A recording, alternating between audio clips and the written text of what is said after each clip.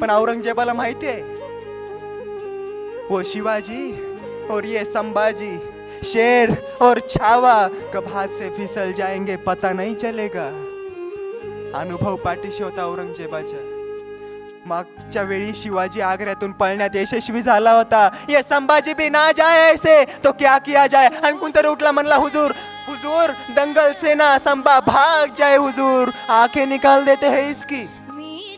आणि पटला औरंगजेबाला निकाल दो इसकी आंखें। आणि सुरू झाला पहिला आदेश निकाल दो इसकी आंखें। हातामध्ये हपशी लालबुंद तप्त सळ्या घेऊन निघाले संभाजी राजांकडे। संभाजी राजाने ते दरवाजातून येताना पाहिलं हातामध्ये लालबुंद तप्त सळ्या आणि कळून चुकला आता डोळे आपले जाणार। तसं घट्ट डोळे मिळून घेतले डोळ्यासमोर उभा राहिले राजे शिव छत्रपती। या डोळ्यांनी दर्शन घेतलं होतं आऊसाहेबांचं आबासाहेबांचं महासाहेबांचं। या डोळ्यांनी इशारे केले होते आपल्या मावळ्यांना। या डोळ्यांनी स्वप्न पाहिले होते स्वराज्य संवर्धनाचे। तेच डोळे उघडले डोळे समोर दिसल्या लालबुंद तप्त सळ्या आल्याजवळ आणखी जवळ घुसल्या आत तितक्यात निघल्या तितक्याच वेगात बाहेर। डोळे नव्हते कुटकुटत उरल्या होत्या निसत्या खोपण्या काळ्या काबिंद उग्र दर्प बाहेर फेकणारे। औरंगजेब वाटच पाहत होता विचारत राहिला हबशांना क्या हुआ।